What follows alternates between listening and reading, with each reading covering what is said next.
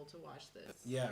So this film came out in 2022, like I said, and it's a film that I believe was directed by a Hungarian who's into like bodybuilding and body morphing. I believe his name is Laszlo Chuya. I don't know how to say it. Chuya Laszlo. How would you say it? I mean, they say the last names first, so Chuya Laszlo. Chuya Laszlo. And he also did a documentary about bodybuilding called Beauty and the Beast, I believe. Yeah. But this was, I believe, his latest film that he Yes. made. And it won an award for at some film festival, stuff like that.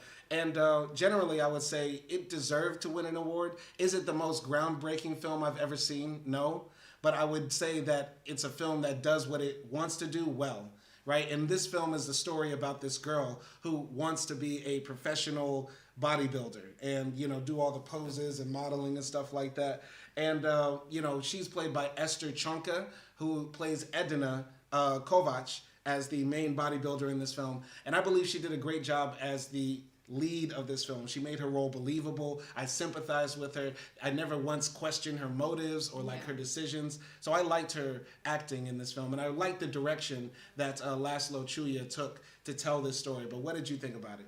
Yeah, I mean, it's a sentimental movie, and it has like a different topic and different sort of characters that I haven't really like watched about before. And I also like the acting too. Like, it wasn't bad, it wasn't cheesy at all.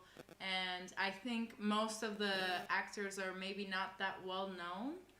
And like you said, Edina's character, played by Esther Chonka, she was really good. Like, she brought in that raw material. Yeah. It was very pure. Yeah. You could tell, like, you know, she really is about that life. Like, this is what she does. And so it's like how the film we watched, Bodied, right? About all the battle rappers, and the people were really battle rappers in the film. That's something that you just can't replicate. And that's something that I probably will criticize another film we're going to watch later. We're going to talk about later, right? But yeah, this story in this film is kind of very simple. You know, like I said, Edina wants to be a professional bodybuilder. At the beginning of the movie, we see that she's like at this competition, and she does very well at the competition. She ends up winning.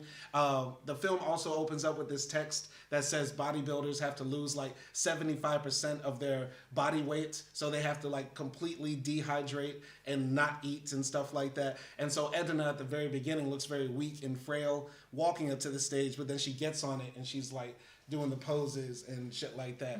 And yeah, she wins the competition and puts all the other girls to shame. But when she goes into the back, you know, she sees that other girls are getting attention because they're taking like, you know, nude photos behind closed doors and stuff like that. And her trainer also is very famous because other guys come up to him and say, hey, can you sign this picture for me? And Edina sort of just has to stand there and pose like a Barbie doll next to her man, right? But what did you think about the beginning of the film?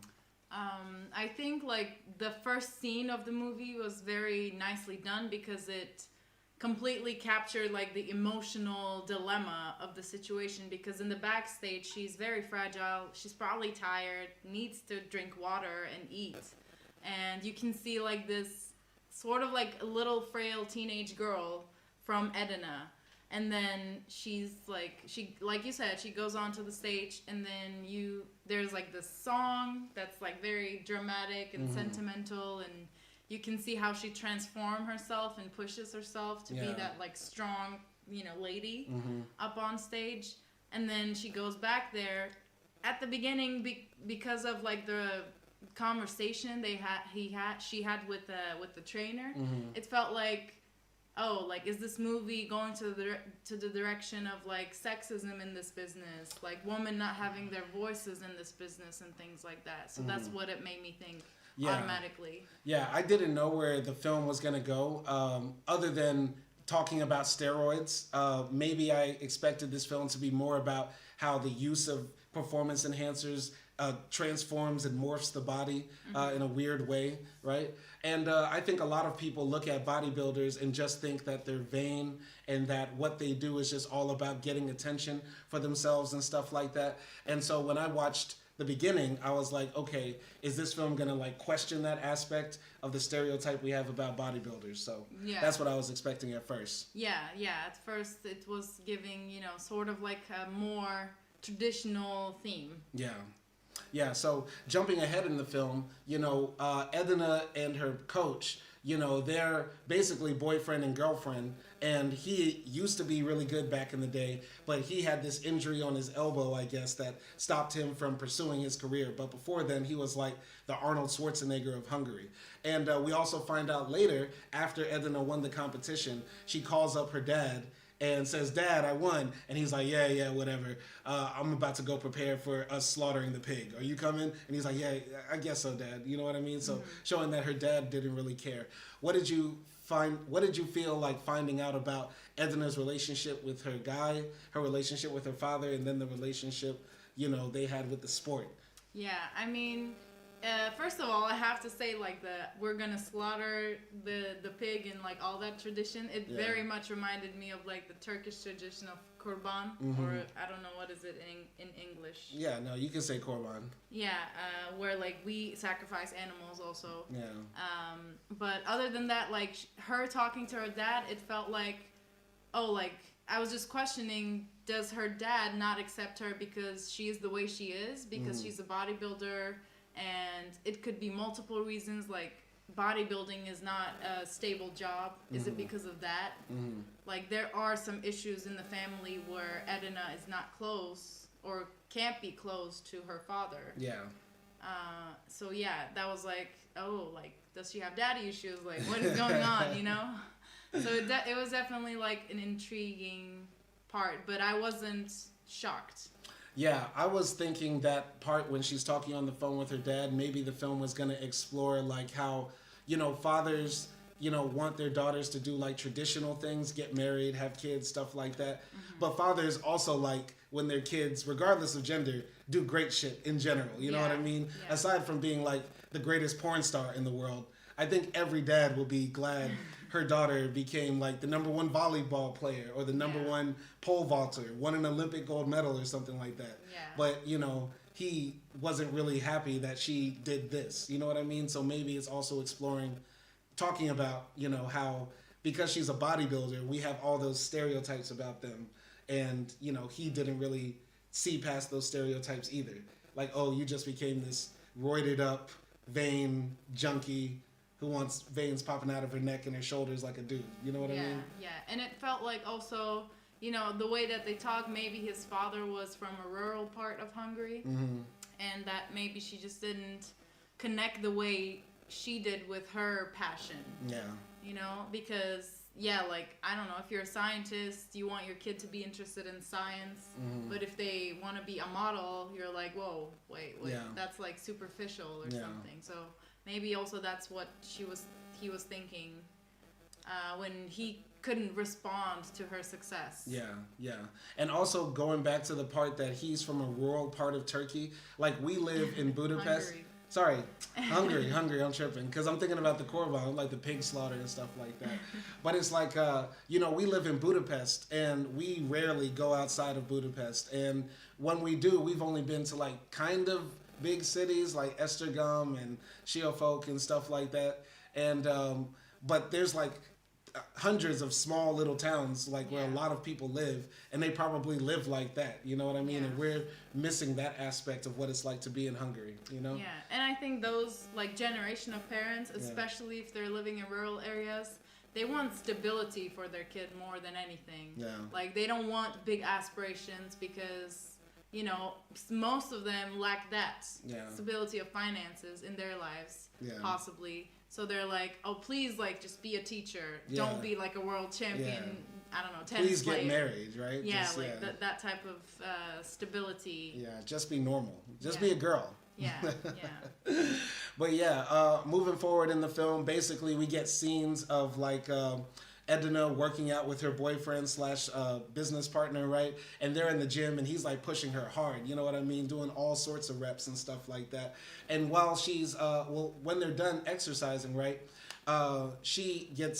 They get approached by like their business partners who come and tell them that essentially, hey, we saw Edna won the competition, but we're not interested in like promoting you or sponsoring you or getting behind you and stuff like that, because Edna is a bit more masculine, right? Like she's not feminine, you know, as like the other girls who are in the competition, right? And so that makes her business partner get like really mad. He goes into like the locker room and starts slamming doors and stuff like that. And he goes off on this rant and says like, you can't be too good. You have to make stuff that everybody can copy. Don't actually flex. Just look pretty and pose. You get what I'm saying? Mm-hmm. So yeah, it shows a lot of interesting things right there. But what'd you think of that scene? Honestly, that scene reminded me of an interaction I had this year, and when I went for my interview for my scholarship. Yeah. I met this Turkish girl, and she was a bodybuilder or power lifter or whatever, and she looked like it too. She looked like Edna, you know. Oh wow. And so I was talking to her, and I was talking about gyms and stuff, asking her where she goes to, and you know, she basically said she moved her house according to her gym. Like she moves, you know, according to her gym, not her work or other things. And she told me that she spends almost all of her day at the gym. Wow. So yeah, it's like I was thinking of her, and probably for Edna, someone who's preparing for a world championship. You know, it's even harder. Like she probably spends 8 hours at the gym every day. Yeah. And I was just thinking of how much like physical and mental exhaustion, and also like the diet stuff, because like there was this scene when after she won the competition, like her trainer brought her like some lasagna, and she was like, I've been looking forward to this for 3 months, and she eats like the spoonful one after one, and he's like, enjoy it now because tomorrow you're back on your diet, bitch. Yeah. I was like, whoa. Like, those diets, I'm sure everyone has seen like the YouTube shorts or social media like videos where people eat like 12 packs of boiled chicken and 30 boiled eggs with rice and stuff like that. No oil, no salts, and like, you know, nothing fatty. Yeah. It's a really hard life. It is. Like I can't imagine myself doing that. Yeah. That, you know, out of all the dreams I had as a young man, you know, I did dream about being an athlete. I think every young boy thinks about that. Basketball player, boxer, baseball player, whatever. But bodybuilder was never one of them. I think you have to be a particular type of person that wants to really dive hard into that world. Like I think it's probably like either family gets you into it, or other guys you start hanging around, or maybe you know, you just really want to get bulked up because you want to punch your dad in the face one day. I don't know. But I can't imagine having that dream. Go ahead. I think it definitely has like a touch of perfectionism too. Yeah. Yeah, like you can't do that without aiming for perfection. It's really hard to not cave into like your cravings and things like that. And also to take the steroids. So after, you know, we see some of, you know, Edna's life with her trainer and stuff like that, they go back home to their apartment, and in the scene, the boss tells her, you know, that we're running low on money, right? So we can't afford your GHB, your metformin, all the medicines and steroids she has to put in her ass every day. And on top of that, they can't afford the 2 kilograms of chicken she has to consume. So we need to do something. You get what I'm saying? And so the boss, her boyfriend, goes out and practices to try to be a stripper. He like auditions, but he's like 60 years old. He's like, his body's broken down, kind of fat too. He gets on the stage and he just shuffles around. And Edna ends up signing up to go take, you know, erotic pictures with this photographer lady and her boyfriend at her studio. And Edna doesn't want to show her face while she's doing these jobs, but she does it to make a little bit of money, right? So what did you think about, you know, any of those scenes? I mean, talking about Adam, which is boyfriend / trainer / boss, right? Adam and Edna's relationship, like, I think it's really hard to be in a relationship with your boss or trainee or whatever, because they're constantly controlling like your life. And how do you separate that from the romantic relationship that you have? It's like so hard. I can't do it. I mean, I couldn't have done it. I was really expecting this film to go to the direction where Adam would break and snap, because I got the tendency from him that he could go and become violent. You know what I mean? I had that I was expecting Adam to really turn up and get violent and take his aggression or frustration out on Edna. Did you expect that or not really? A little bit. I mean, there were some scenes like here at this part before he tries to go become a stripper. He goes to his ex-wife. And he asks for money. And then his ex-wife basically says, I already paid for everything like you wanted to accomplish when you wanted to become the world champion. And now you're asking me to pay for your girlfriend? Like, nah, that's not happening. Yeah. And then like then he goes on to stripping, and at there I was like, ma'am, like this man really loves her and really wants her to succeed. But it was also in the lines of like, is he doing this really for her, or is he also like trying to boost his own success as well? Like, is he trying to live the glory again through her, like vicariously through her? So that one was like, I was in a conundrum there. Yeah. Yeah. As far as like Adam and like what he was doing for money and stuff like that, I thought, you know, how the film story was gonna evolve is like Adam is gonna beg everybody for money, start stripping, I don't know, start sucking dick for cash, for steroids, which would be a wild story. Requiem of a buff dude's dream. I don't know, man. But yeah, I thought Adam was gonna do that, and I thought Edna was gonna go down a darker path than what this movie actually did. But I really like the scene when she does do that photo shoot in black, and like her face is half covered and like the flashes of the camera are showing, and she's doing the poses and stuff like that. And it's interesting because when certain parts in the film she does the poses and it seems so powerful and graceful and like you're rooting for Edna, and then other people she feels very shy, very like quiet, sort of little, like she feels little. And then when she's doing what she knows how to do, which is showing off her body, then yeah, she looks powerful. Yeah. But like, I thought that part also showed like the industry side of this business. Yeah. Because it is a business, and yeah, it's like there is an exploitation for everything. Yeah. You know, even if you're a bodybuilder, there will be mostly men, but overall people who would want to take advantage of what you have. Yeah. Now, one plot hole I think exists in this movie is the fact that in this film, everybody's got a cell phone, but they act like social media doesn't exist. And we live in this day and age now where, you know, pimping lives on the internet. Anything you can think of has been monetized, and somebody is doing great, you know, showing off their body, their skills, whatever they do on TikTok, Instagram, Facebook, YouTube, whatever. Like, why didn't anybody think of, oh, Esther, open up this thing called, I don't know. OnlyFans. Yeah, OnlyFans. I don't know. Start crushing tomatoes and watermelons with your bare feet. Feet finder. Yeah, I don't know, man. Is that a plot hole in this film that Edna didn't just, you know, fucking take apples and squish them on IG and get 1 million followers? I think that's a whole like different dimension, and maybe that's not just what they were trying to go for.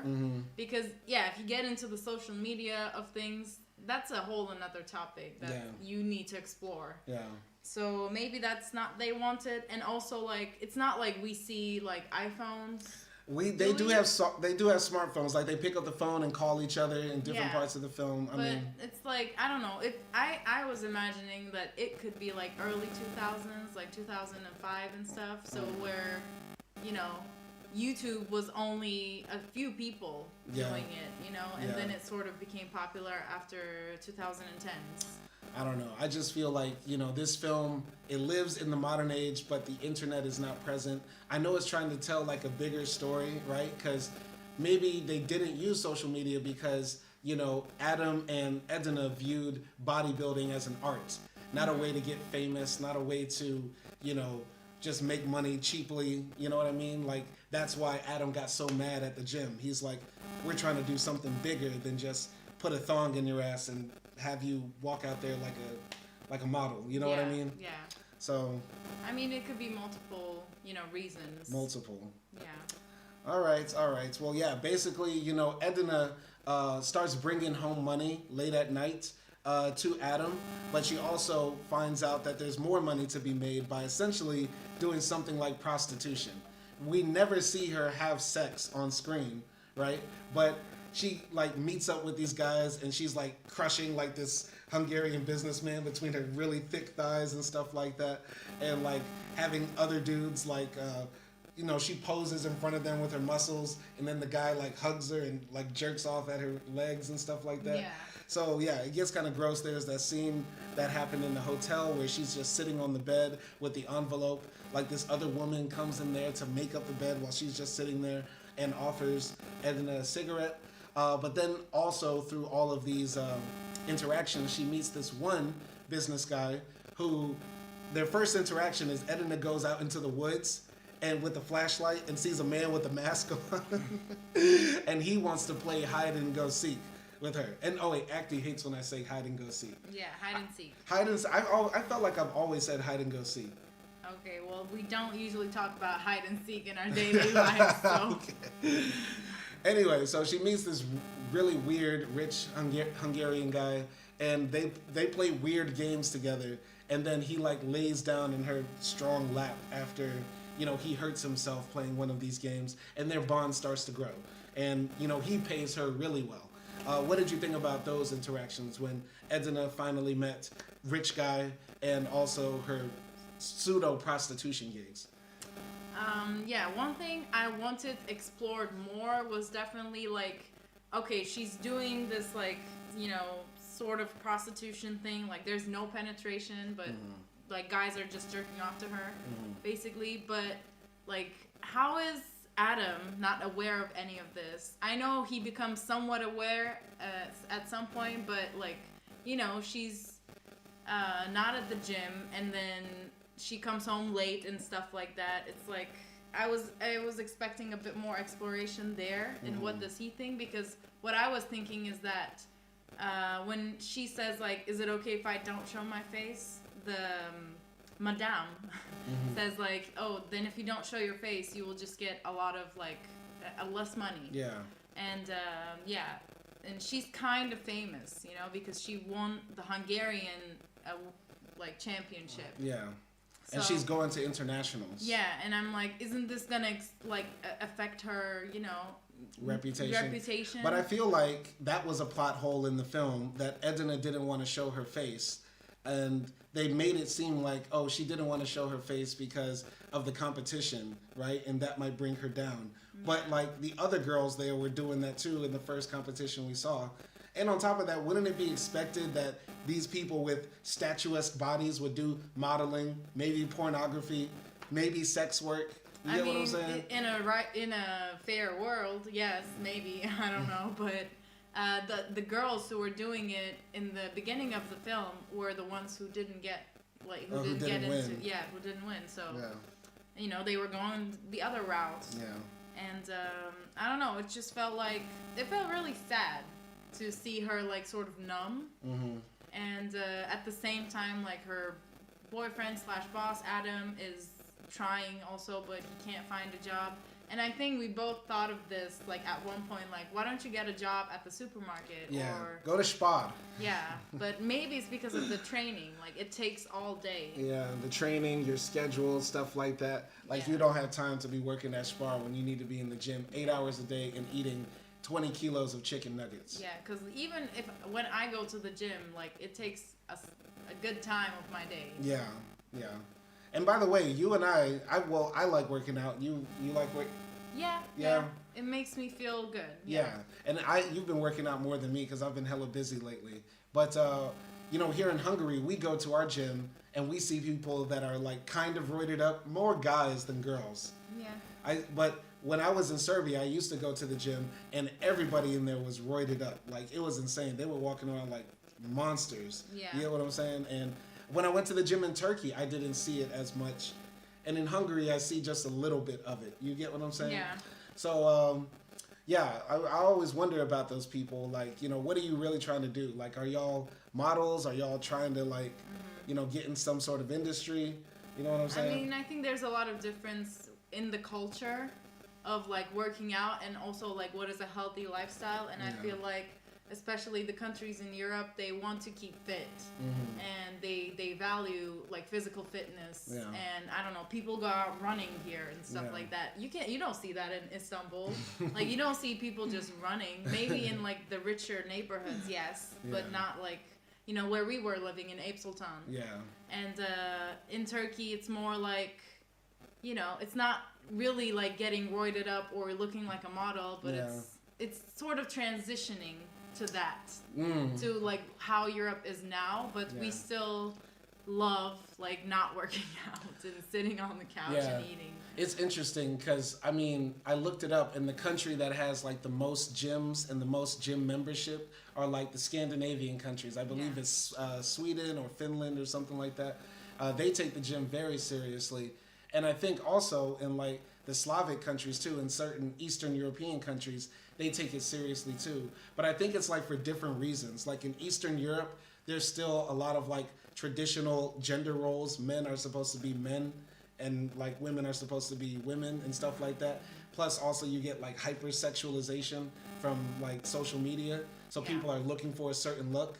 But I think in Scandinavia, it's just about, we're healthy. You know what I mean? Like it's all about health more than it is about looks and appearance. I don't know. Yeah, I mean, it definitely means something different for men and women. Yeah. I think, like, just from the media, it's kind of, you know, impossible to not get influenced like that. And honestly, like, for me, that's why I started going to the gym. I was like, I want to be like her or her.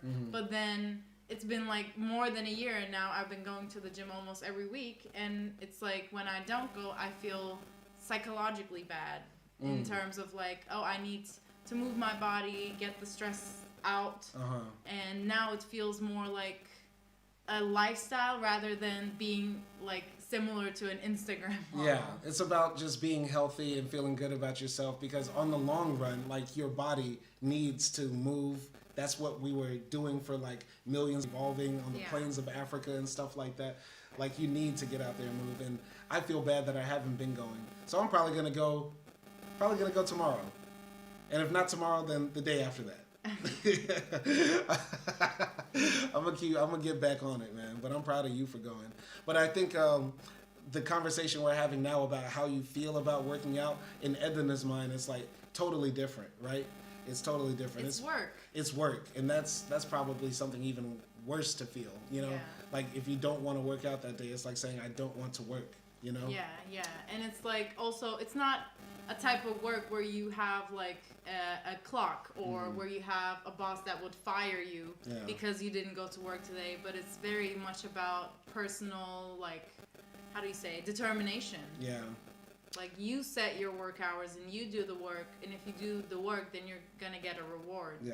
But until then, it's like very, you know, it's sort of very unsettling. Yeah, just even thinking about it and talking about the amount of work you have to put in to get that type of body, and that's including the steroid use, because I would include that as work. Like no other job, you have to use performance enhancers and monitor everything about your day to get that type of look and strength. You know, it's crazy. Yeah, it's crazy to me. But about what you were saying earlier about how Adam didn't know or pretended like he didn't notice that she was gone so much. I thought that highlighted in the film towards the end that he really did love her. Like he didn't, you know, blow up on her when she came into the house at 2 or 3 a.m. He wasn't that accusatory boyfriend or anything like that. Like, where'd this money come from? He like didn't ask questions because like maybe he, you know, really just respected her and knew that he could trust her and she's not going to do anything that's going to hurt him. I don't know. That's my take on it. Maybe. I don't know. Like, it could be that, or it could be also the fact that they were really, like, desperate for money. Like, you know. Okay. There are people that are, like, together as a couple, and one of them, like, stripping. Yeah. Or the other one is a gigolo or whatever, you know. I mean, strippers and drug dealers, they get along so well. Yeah, so... and people do what they have to do. Yeah. But moving on in the film, basically Edna like works out one day and she ends up passing out, and she goes to the hospital, and the doctor gives her a test, and you know, basically says to her like, if you keep on working out, you know, your heart is gonna just basically implode, and you definitely cannot do this anymore. You keep doing this, you will die. Right? And in the hospital, some interesting things happen. Like she awakes from her sleep and she sees like a pelican or a stork. Stork. Yeah, a stork like in the hallway. It's a hallucination. And also at the same time, like her boyfriend comes there to see her, and he's talking to her and saying like, Edna, I hope you're okay and I love you and stuff like that. So yeah, any comments on that? Yeah, I mean, again, it was not shocking to hear that Edna's health was struggling, because we see all of the stereotypes.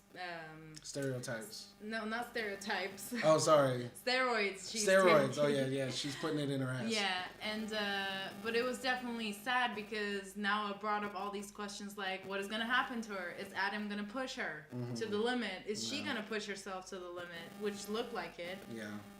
But when I saw the stork, it was definitely like one of those moments that you didn't expect to see in this movie. Yeah. And the first thing it reminded me of that storks, they bring babies. That's like the symbolic, So Edna's pregnant? No, Edna is not pregnant, but maybe she imagined herself, if she ever went to the hospital, it would be to give birth. So I don't know if it was like her longing for that traditional family, maybe like having kids with Adam, or at this point maybe with Christian, because I think before this happened, she went on a date with Christian, and Christian got her like a nice dress, like a very like Stepford vibes looking like outfit, and they were in this like botanical garden and they danced romantically. So maybe I'm thinking she might have been fantasizing about this sort of family life. Yeah. And for me, that's what it like symbolized. That's an interesting take on the stork, because maybe she imagined being in the hospital and having a baby, right? Or storks bring joy. You Googled it right now, and that's what storks often symbolize as well. And so the joy she could have had is outside the door if she leaves this lifestyle. So that's maybe what she's dreaming about. I liked that the stork was there, and it made the film have a little bit of magical realism to it. You know what I mean? Which I think that's the right amount. If you're gonna have like a leprechaun pop up in a movie, make it pop up once and then disappear. Yeah. Don't let the make film it symbolic. Make it symbolic, make it meaningful, make it brief, make it powerful. Yeah. So I like that part.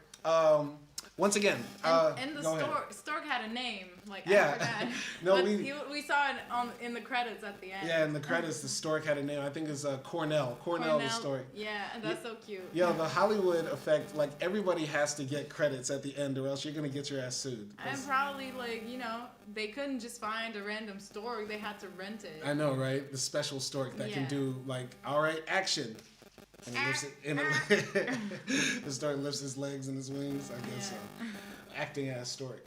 Damn, I was gonna make a joke that stork is a better actress than Kristen Stewart. Wow. Well, don't go there yet. We're They not don't there know. yet. They don't know. We're not there yet. But I like that scene. Once again, watching the film, I was waiting and anticipating the part that Adam was gonna show his hand to be like this asshole who's gonna like drive her to be the best bodybuilder she can, or maybe curse her out, yell at her, show himself to be the bad dude. I was waiting for the horns to come out. So when he came to the hospital, I thought that might be the scene when he like pushes her and says, you can get up, you can do this and stuff like that. Yeah. But that didn't happen. You know what I mean? And so, yeah, that made me surprised right there.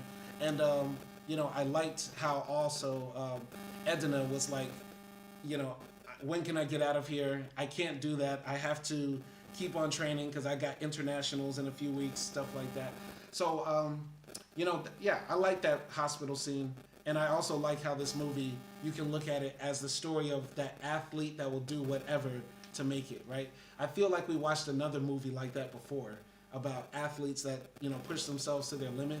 But there's a lot of Black Swan comparisons to this film that people make all the time. Yeah, I mean, what I like about the hospital scene is that Edna wakes up and gets up from like her bed, and then she sort of like eavesdrops Adam and this nurse, and Adam is like, can I see her? And the nurse is like, the visiting hours is over, and then Adam sort of begs the nurse, saying like, she's all I have, and I'm all she has, so please let me see her.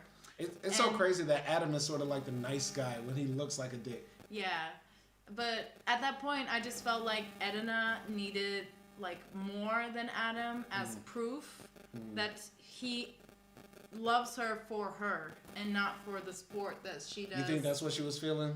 I don't know, because like I said, their relationship is so complex because they're business partners, but he's the boss, and then they're also romantic partners. Yeah. And he's involved in every like limitation of her life. Yeah. So it's hard to like make that distinction, and I feel like most women want to be shown that they are loved, and they need that like, you know, verbal and also like physical proof. I think also maybe she was thinking like, you know, friends don't let friends do drugs. You know what I mean? Like, if Adam really loved her, he might say all the right stuff. He might never get mad, never curse her out or anything like that. But Adam, why are you letting us do this? Yeah. You know what I mean? Yeah. Like, at this point, if you come and meet me at the hospital, you shouldn't be saying like, how are you doing? And if you do say that, the next words you say are, what are we going to do differently now? Yeah. Not how can we continue. He didn't say how can we continue, but I think maybe Edna was thinking like, he secretly wants this, and I'm going to go along with it. Yeah. Because he's not saying, let's stop. Yeah, because it feels like he was baiting her, you know? He was like, oh, like, you will take a break, and, you know, everything will be fine. Yeah. You won't get into the gym unless you're feeling good and all that stuff. But, like you said, she really knew what he wanted, essentially. Yeah. And, like they're in the hospital bed, and he is showing Edna how he won his competition. Mr. Olympia or whatever. Yeah, how he became the biggest, baddest. Yeah, like, how are you, you know, that's like mind...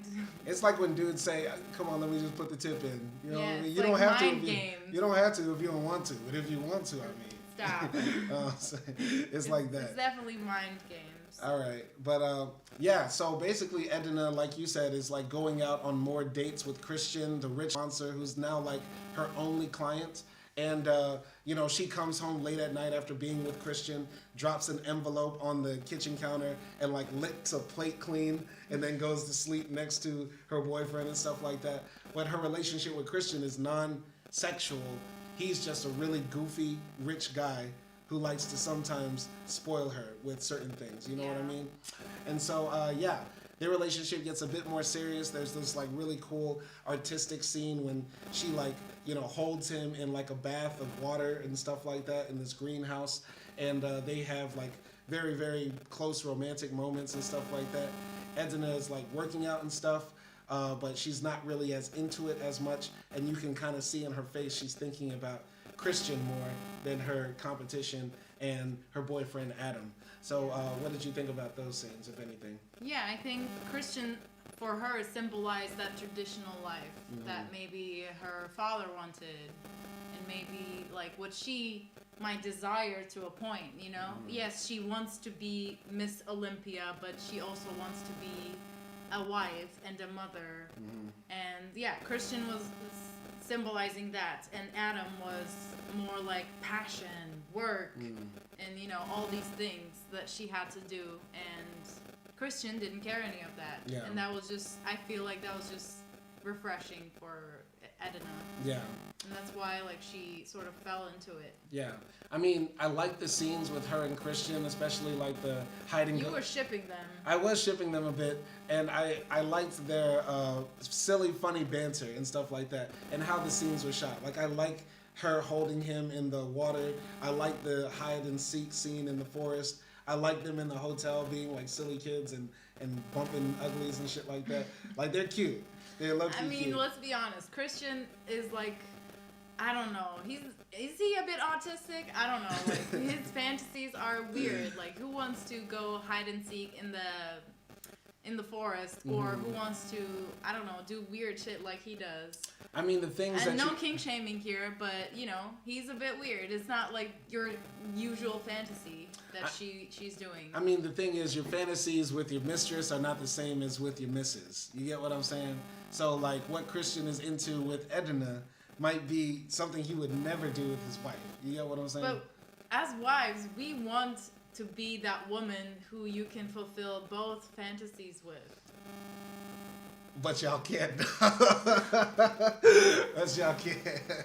But you won't let us. Like, you won't try us. What do you want? Like, what? You want a thumb in your butt? I'll do it. No, it's not about thumbs in my butt. No, I don't want thumbs in my butt. None of that. That's not what I'm saying. I just feel like some dudes would not be comfortable going all out with their girl. Including you. Yeah, no, including, you can't do certain stuff. See, I can't win because you won't even share it with me. No, it's not about that. It's just like, because it's not a Madonna whore type of thing. It's not like we want you. It's not like because, I feel like in our relationship, we get down and dirty sometimes. I feel like it's like we have a healthy relationship sexually and stuff like that. But like, if, let's say hypothetically I wanted to like chain you up and like really just whoop on you. You know what I mean? Okay. That's wild. I couldn't do that. And then the next day I'm like, so you want to go get croissants? Like, but that's the thing wild. is, like, I'm not saying specifically for this like fantasy that you just said, which is not even like maybe yours. No. Anyway, I might be into that too, and you will never know unless you share it with me. That's insane. Okay, like, so I'm gonna whoop on you. Then what are you gonna do? Like, just hold your fantasies until you die, or one day you're just gonna cheat? No, because most men can live their lives without having every single sexual fit. You got to be a real deviant to want to fuck every way that you ever thought of. That's some wild deviant shit. I mean, you have a wife, so you have a place and a person that you can do it with. So why not? No. I mean. That's just what I'm saying. Anyway, this is getting out of context. I just think Christian, the part about Christian and them, it was shot really well. It was just a bit like cliche. You know what I mean? Because we've seen other movies where, girl meets rich guy, she falls for the rich guy, and she thinks, oh, I can have a better life with this other dude and stuff like that. Yeah. We watched the Tubi movie a few days ago. Right guy, wrong girl, something like that. Yeah. Sort of had a similar plot too.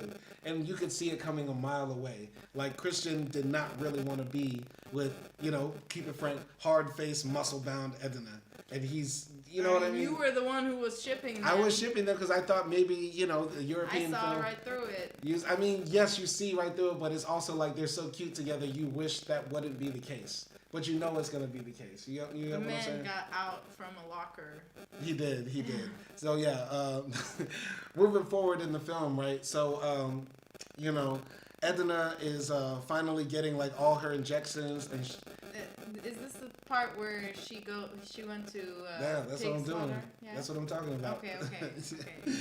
Anyway, Edna is getting all her injections and shots and stuff like that, and she's still training with Adam, and Adam is starting to get a bit more intense about the competitions that's coming. So he's telling her, like, hey, you need to dance more gracefully as they're doing the practice and stuff like that.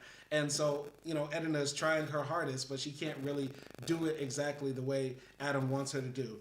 A few scenes later, they end up going to her father's, house where he was, and, we see Adam is like arm wrestling people there and like slamming down arms and making friends in the village and stuff. But Edna's father and her are kind of like distant.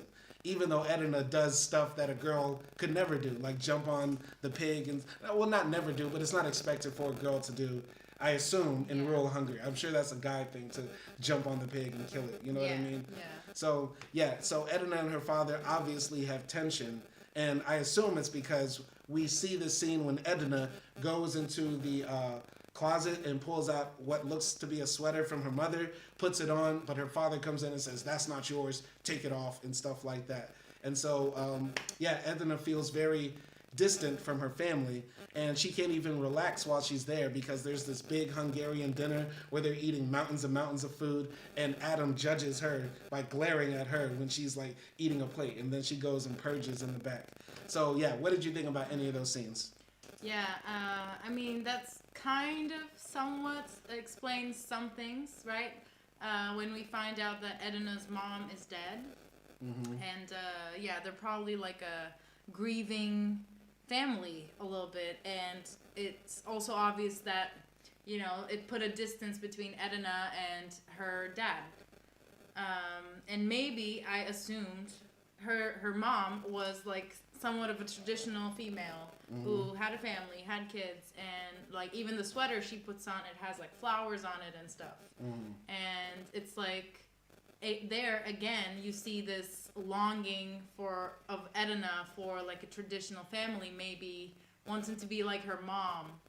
And then when her dad sees her, it's like him sort of saying, you will never be like your mom because you chose like this life of being a bodybuilder, being masculine, and therefore like you will never be like her. And maybe he's also, like we discussed in the beginning, he's also thinking, oh, she will never have children, maybe, you know, or I don't know, she will never be that traditional daughter. And then with the scene where Adam looks at her and then she goes and purges in the back and doesn't eat her food, it feels really sad because it feels like she's stuck between like these two male characters in her life that make her suffer. And I think that even brings her closer to wanting Christian. Yeah, those two scenes that I brought up when she's in the gym getting judged, and also when she's at the family house in the rural part of Hungary. I brought up them because I think that's probably one of the core themes of this film is like the woman's body under the male gaze, right? And especially when this woman isn't a traditional girly girl, right? And so, yeah, Edna is trying her best to be as feminine as possible while also competing in what is a traditionally like very, very masculine type of art or performance or sport, whatever you want to call it, right?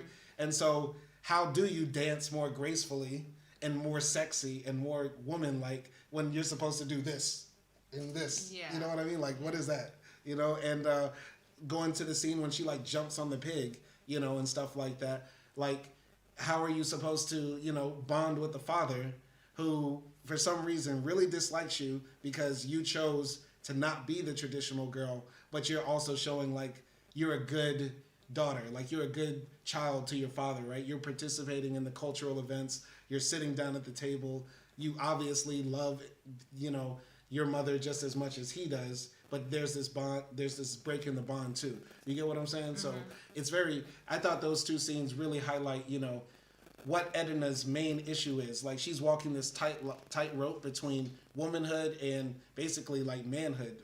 A bit, I think you could argue this is kind of like a transgender type of film, even though the film doesn't have a transgender in it. You get what I'm saying? Because she's playing with gender to some degree. Yeah, I mean, I agree with you on the fact that this is what most women and probably men face when they get outside of those like very strict traditional lines of like what's also what the media portrays. Like, it's great when you're only, even if you're a girly girl, it's great when you're only dating dudes, but if you try out something with a girl, then everyone like looks at you different, and now you're like socially and psychologically in stress. And like same with men, maybe you're a straight man who likes fashion a lot. When you get out of like those normalities that the society puts for you, then you're in psychological distress. And in Edna's case, it's like multiple things that puts her in that distress. Yeah. I mean, like stepping outside of what society expects puts you like in the crosshairs of people. Like, they want to change you, or they want to ostracize you or control you. You know what I mean? And that's what Edna was dealing with. You know? And I mean, socially, we are social creatures, so you do want to fit in, and you do want to be loved by your parents, by a partner, and things like that. So you do everything you can to, you know, fit in and be accepted by other people. And that's what, you know, maybe she's struggling to do with. But moving forward in the story, you know, she comes back from the rural village, and, you know, she's still training and exercising and stuff like that. But she meets up with Christian, and her and Christian end up going to this hotel, and they end up spending the whole, you know, night together. You know, they play around, like Christian acts like a monkey, and Edna acts like a cat and starts purring and stuff like that. And they're playing around in the bed and stuff like that under the covers. And eventually they have sex, as we can assume, for the first time, right? And that's when Edna finally reveals to Christian, like, the doctor told me I can't keep doing this or else I'm gonna die, right? The next scene, you know, she's taking a shower. She comes out of the shower. Christian's gone. He just leaves like an envelope and a note and a bunch of money for her. And Edna ends up staying at the hotel for like the next few days maybe, and like she's working out, but then like binge eating and stuff like that, and like watching TV and falling asleep on the couch. What do you think of those scenes? Yeah, I mean, I think because she didn't tell this to anyone until this time, and then the first person she chooses to tell is Christian. Mm-hmm. So it kind of makes me think, okay, maybe she wants to give up this life that is killing her. This steroid life that's putting poison in her body. And I think she was just looking, wow, okay, Avery. Shout out to Avery. Shout out to Avery. And I think she's just looking for Christian to give her the green light. Okay. And then she's gonna like become a domestic housewife. Okay. And gonna have kids and gonna give up the title of Miss Olympia and everything. So it was really heartbreaking because at that scene, like they're under the blankets like little kids, and then Edna like holds his hands like over the blankets. Yeah. They're not looking at each other. Mm-hmm. They can't see each other. And when she says that, Christian takes his hand back. Mm-hmm. And there I was like, I knew this motherfucker was like so dirty. Because first of all, even in Animal Kingdom, monkey fucking a cat is like wrong. Oh, come on. There was the scene of them pretending to be animals was them showing like their true character. Like Christian wants to be a silly chimpanzee, and she wants to be the cat that wants to purr and be touched and be like, loved. You know what I'm saying? Okay, you want to do that? Do you want to? No, I don't want to do animal play. That's not me. But I'm saying there's obviously you don't see the interpretation in that scene. Yeah, I guess. Like, it's also their inner childhood or whatever, but it's weird. Okay. Anyway, no king shame. Anyway, I was surprised Christian left, honestly. A little bit. Of course you were. I was a bit surprised. I thought the movie was going to go into a different direction. You know what I mean? Like, Adam was going to beat up Christian, or Christian was going to kill Adam. Something like that, yeah. Right? But, no, he straight up left, and I was like, okay, that was expected. Like, I got to bring myself back to reality. I mean, and that's what happened with Edna, because she came face to face with the reality that Christian didn't actually wanted her for her. Mm-hmm. He only wanted the fantasy of her or her body or whatever. Mm. Her perception of her. Mm. So yeah, and she was like down back where she was with Adam. And really, she doesn't have any other choice but to continue training and putting steroids in her butt. Now, you and I are watching this reality show on YouTube called Could Have Been Love by Drewski, right? And most of the girls there are like studs, like lesbians who look like men that most men don't want to have sex with, right? Okay. I'm keeping it real. I'm speaking for the men right here because I'm about to ask you a question about women, right? Like, we should have expected Christian not to like Edna because she's like, basically a muscle woman, right? And that's what most guys don't like. There are some guys who are into that. You get what I'm saying? The question I have for you is like, how do women feel about big muscle guys, like the bodybuilder type guys, Schwarzenegger, you know what I mean? Do most women like that? Do they find that attractive? I don't think I can say like most women like those type of men or don't, because like those type of men are not ostracized in the society as much as muscular women. So it's then completely boils down to what is your personal taste in men. I know it's about personal taste. Like, there are some girls that will like that and other girls who don't. But generally, most girls don't like really short guys. Like a guy who's 5'4", 150 centimeters. Yeah, but why is that? Like, because that's something that's constantly put in the society, and it unconsciously, is in our mind. And I feel like it's the same with muscular girls. Like, even if it were gonna be your personal type, because of all this like constant, pressure coming from the society, you end up like maybe with a skinny girl. I'm just saying, like, the reason I think a lot of guys wouldn't like a very, very muscular girl is because like a muscular girl looks like all her life is about the gym, and it's less about her, other feminine aspects. You know what I mean? Like, guys like girls that are sporty and athletic. That's why the volleyball girls always go viral. You know what I mean? Like whenever the Olympics happens, the girls in the booty shorts running the track always go viral. Yes. But like nobody's ever talking about, damn boy, did you see that girl deadlift 450 kilos? You know what I mean? Nobody's talking about that. Yeah. But what I'm trying to say is like, I don't know, if during the caveman time there wasn't such thing as being feminine. Like people chose their partners because they could have given birth and they were strong. Like strong men wanted to choose strong women because they were probably like, man, like this bitch could kill an antelope with her hands, you know, or she could also give birth to 10 children. And she's also not my sister. Yeah, well, that's a different topic, but you know, so these are like societally constructed, and I don't know, if I say it, it would be just my own take, but I feel like I am like more attracted to, you know, a bit of a dad bod. You know, I don't really like the super muscular Arnold Schwarzenegger type of man because it feels like just too much. Like it feels like they're gonna strangle me. But that's what I'm saying. So that was the point of my question. I think most women would agree with you. They prefer dad bod over Schwarzenegger. So yeah, and I was gonna just ask why. And I think it's similar to what men want. Like you guys like the volleyball girl look, right? And I think like I want a strong man, like, you know, nice arms. I don't want like, you know, a flabby armed man, but at the same time I don't need a six pack. You know, it's like the middle ground. Okay, somewhere in the middle. Yeah. Okay, all right. I was just wondering because like, you know, like, in this film, I need him to be able to like pick me up and throw me around. Okay. So no skinny arms. Okay. You know, but not like Arnold Schwarzenegger when he would like lift me up, like I might end up on the ceiling. Yeah. I mean, I think also men don't like women like Edna because a lot of our masculinity is tied into our strength and muscles too. Yeah. You know what I mean? So you don't want a girl that looks like she could beat you up. You know what I mean? Yeah. So I think that's a part of it too. Yeah.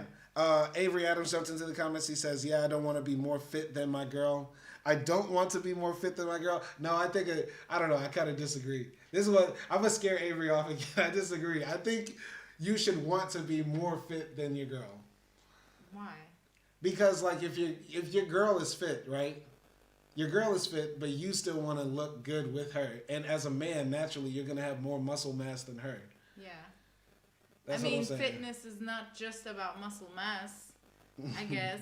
But I don't know. I feel like if you're fitter than your girl, then I feel like most men would want to upgrade into a fitter girl.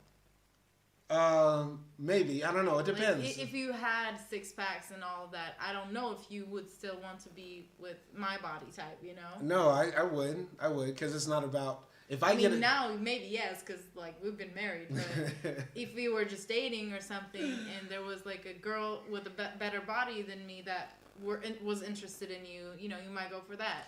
I don't know. I feel like it depends. I mean, there's a certain type I like. You know what I mean? I like them thick.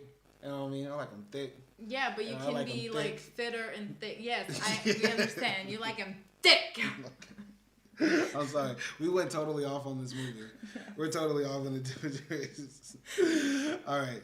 Avery says, we need to be the same is what I mean. I agree. Like, y'all should be equally yoked. Like, y'all should both look generally... I think... not should, because people can look however they want, right? Yeah. But people want to match their partner. Yeah. Right? But some people also say, oh, I want a man that's tall. I want a man with a nice body. And some guys say, I want a girl who's like a certain height and with a certain body. You know what I mean? Yeah, I don't think like those type of, you know, qualities match at the end. Really? Yeah. Okay. All right. I mean, like, yeah, if you have that many checklists, you're not going to find that person that fits every single check. Yeah. Plus the mental shit also, like, yeah. Anyway, obviously, Edna did not meet all of Christian's boxes, and she was just a fling. You get what I'm saying? Mm-hmm. So, Edna is kind of like heartbroken about this. The lady at the hotel says, "Hey, you've been staying here a while. You didn't pay for this day, so you got to go. And so Edna's like, okay, I'm going to leave. And so they give her the invoice. And on the invoice, there's the address for Christian, the guy that she was sleeping with. But then he left her when he found out she was going to die. She goes to this bitch goes to his house. I don't know how she got in. Well, she climbed the fence, remember? Oh, I missed that part. Yeah, okay. She climbed over the fence and she gets into the house and like she, starts snooping around and stuff, and she ends up sleeping in the bed. Christian comes home with his wife and his 2 kids. Her son finds her in the bed and says, "Daddy, who is this muscle-bound man in bed?" Don't be mean. You were the one watching the movie and said, "Edna's a woman, right?" That was you. You did say that. I didn't say that once. No, I was just like thinking if that's a possibility. Nah, I knew that was a woman the entire time. You said we were like 30 minutes into. No, I was like 95% sure that she was a woman. There was just like 5%. It was like, how are we 30 minutes in this film? And you're like, so she like really like a woman? Stop it! Don't no. It wasn't like that. You know it. Anyway, so yeah, the wife is like, should we call the police? And Christian is like, no woman. And he like basically like glares at Edna and is like, get out of here, bitch. And so like, yeah, she gets up and Edna comes face to face with his wife and she looks totally different than her, more like traditional woman, right? Copy paste. Mm-hmm. And so yeah, Christian just leads her out and closes the gate on her ass. Without even saying anything. Yeah, without even saying a word. Any comments on that? Yeah, I don't know what she was thinking. Maybe she just wanted to like destroy Christian because he left her like that, or maybe she was just curious, because like if you have a man and your man leaves you, you're curious about like what the fuck is he doing now? Mm-hmm. Who is he with or whatever. Yeah. Or if you're a side chick, you will be curious about his main chick and those sorts of things. Yeah. So I thought it was more like curiosity and also closure. I think she wanted to talk with him, like, and ask him why. So yeah, but definitely didn't get what she expected, I think. Yeah. As an English teacher here in Hungary, and most of my students are Hungarian, when I saw the scene of like, Christian and Edna doing like weird stuff on the weekend, it made me think about all my students when I asked them, "Hey Chaba, how was your weekend?" And he's like, all the flashbacks in his mind of like him, like, I don't know, being chased through the woods by a muscle-bound woman, getting this shit dunked on by like a bodybuilding bitch. Wow. That bodybuilder waking up in his home in the hills of Buddha. And he's like, it was fine. Like he just, so yeah. I really liked, seeing that side of like Christian and stuff like that, because number one, his house is immaculate. Like those houses on the rich side of town are just really dope, like in the hills and stuff like that. Yeah. But she should have known better. Like obviously Christian, had a wife and kids, and like he's. I mean, I think she knew. Yeah. I think she still went for it though. Yeah, that's why she only did that, because she knew she could beat up anybody that came in the house. That's why she did that. She knew if like Christian wanted to get buck at me, I could like break his arm like this. Yeah. Christian's a small dude. I thought the film would have been interesting if Edna saw, Christian's wife and did like, what? What, bitch? What you want to do? No. Stop. Maybe she's not that type of person though. Yeah. Like we never see her fighting. But what else? No, there's really not that much to say about that scene. Edna ends up going home and she like collapses into the arms of Adam, who like just, you don't know what he's thinking because he hadn't seen her in a few days, but he like accepts her, brings her in, takes care of her, and like, they're getting ready for the competition. And so, yeah, what did you think about the reunification of Adam and Edna at that point? Yeah, I think like once again, I know she fainted, but I would like to hear what kind of conversation they would have. Like, is he not going to ask her, where have you been? Who have you been with? Like, what are you doing? And stuff like that. Not even like I'm saying he's suspicious of anything. He might not be. But, yeah, like, if you come home, like, 3 days after not being home and then just faint as soon as I see you, like, we're having a discussion, mister. Yeah, no, that's wild. Like, that's wild. So... I wish I have like we had that context there. Yeah, no, once again, I think that goes to show what the film is trying to say. It's like, love looks differently to people, but I think what the movie is trying to say through Adam's mistake is that he didn't show he cared enough, right? He showed he cared, but not enough. Because he accepted Edna every time she came back, but he never got it right. He never laid down the law as a man and said, look, we're going to make some changes around here. You know what I mean? The only time he ever put his foot down is like when he discovered Edna's sexy pictures and says like, what are you doing? Why are you doing this? Stop doing this. And then carried on about his business. You know what I mean? So that's my thing. I feel like the film is saying like, you have to love something, but love it up to a point.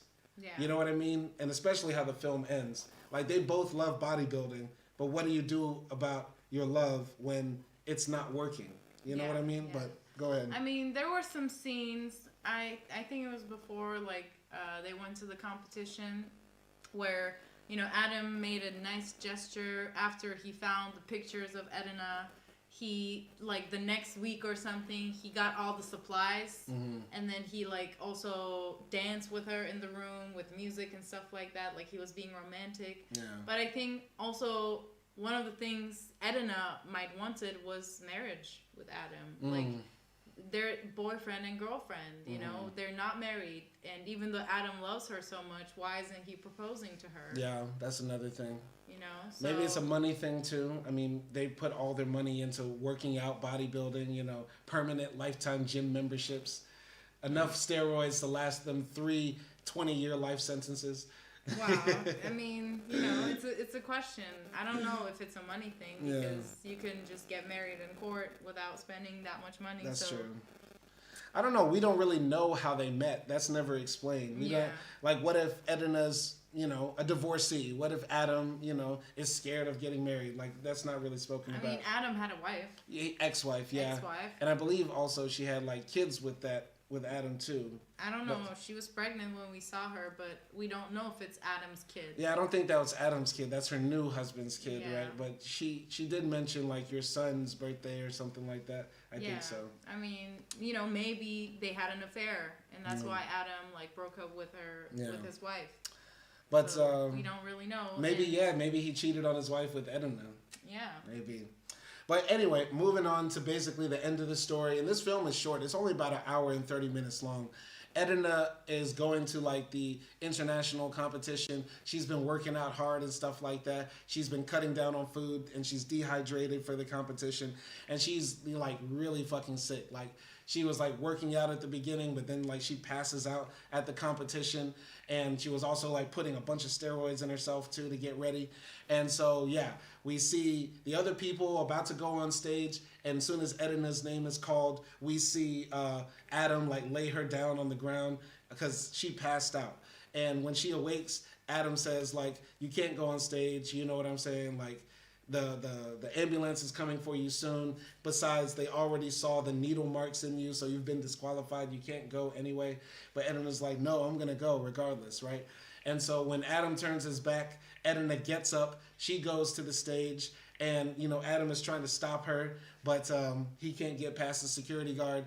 Edna does like her last poses on stage and the crowd is going wild. And when she hits this one striking pose, she like falls down and we don't know if she dies, but the scene goes black and that's the end of the movie. So what did you think of that scene and the whole finishing of this movie? Yeah. I mean, it was definitely Black Swan-ish because like that's the last scene where she's performing and that's where she dies or gets really hurt. I don't know. But I think I don't know. I feel like after everything that happened with Christian, Edna also sort of lost hope on Adam that he will ever wife her or like whatever. Get her out of the life. Yeah, or get her out of the life. But I think she just wanted to do this for herself this time, and that's why like. When Adam was trying to chase her down to get her to the hospital, Edna told the security guard, I don't know this man. And, I mean, there's layers to that. I don't know this man. You know what I mean? Like, all he's ever taught me is how to lift weights, how to eat right, how to fucking put steroids in my ass. Maybe he never showed me love, another side of him. Yeah. He's all about this. You know what I mean? Yeah. So, yeah. So, I don't know. It felt to me like it was somewhat of her showing Adam, like, this is what you want, this is what you're getting, and you're going to lose me eternally.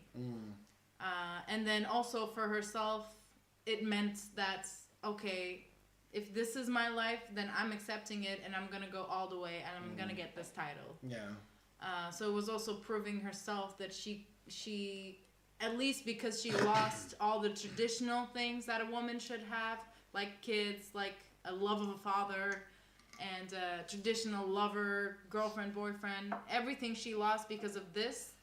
I think she was like, I lost everything, so I might as well do it, and I have to be great at it. I just felt like those were the things that just sort of drove her into that stage, and it was very like dramatic, and I liked the ending, and it was like similar to the beginning. It's like where we begin, where we end. Yeah, it's very circular. You know, the film opens and closes how, you know, it's very similarly. You know, I thought it maybe was a bit, once again, this film is not revolutionary. It's not, you know, eye-popping, but it is done well. It's executed well. I like the ending as well. And yeah, there's a lot of parts of this film that made me think about other sports movies where it's like, the boxer, the quarterback, the basketball player gives it all they got on the field.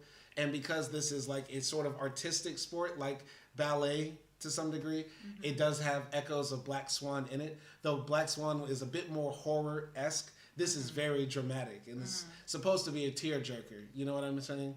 So I like the ending. And yeah, as far as like, what happened to Adam at that point when Edna turns away and says, I don't know this man, it made me realize, oh, Adam actually was kind of the good guy in this film. We understood him to be the villain because he's like very masculine coded, very toxic man coded, you know what I mean? Big muscle neck guy, training this girl, telling her what to eat, telling her how to live, you know what I mean? But in his heart, he loved her, but he lost her because he put the sport above everything. Yeah. And also brought her along into that mentality too. Yeah. You know what I mean? Yeah. I mean, and maybe because that's what it was for him as well when he was doing the sport. And yeah, he just sort of didn't think what Edna would want as a woman, but he only thought of her wants and needs as a sportswoman. Yeah. Yeah. You know? There was that scene when Adam is talking about when he won the trophy for like Mr. Olympia or something like that. Yeah. And, you know, when he won it, he felt like he was the king of the world. And when he was driving home with the trophy, he pulls over, looks in the trunk just to check like, holy shit, I actually did this. I'm the best in the world about something, right? And I don't think he ever got over that. You know what I mean? Yeah. And he probably feels robbed that he couldn't continue his career because of the accident he had. And so he looks at Edna as like his second life. You know what I'm saying? His second chance of doing this. And Edna was like, came to realize like, to all these men, I'm just something to project on their own fantasies and wishes and desires. And I haven't truly been myself. So kind of femi-pessimist in a way. Kind of femi-pessimist because she ends up saying, fuck it, I'd rather die than live with these men. Yeah. I mean, I can sympathize with Adam, and I think the movie does that as well. Is because this is such a sport that takes over your life, and imagine yourself like just working towards this one thing that's in every aspect of your life for, I don't know, 10 years, 15 years or so, and then gaining the best title you can ever get. And then where do you go from there? Yeah. You know, like if you're the world champion, where do you go? If that's all you've known to do. And it's something you can't do forever. You know what I mean? Yeah. Then like you can turn to training and teaching others. Yeah. But then you can only do that so long. You're gonna be the old man. You can't. You're gonna be ending up living vicariously through them. Yeah. And that's what happened to him. Yeah. And it's like I can't blame him for doing that. Yeah. So, basically we ran through the story. Overall, once again, not a, reinvention of the wheel, but a crafting of the wheel that was done very well. And as our introduction to Hungarian cinema, I was very impressed.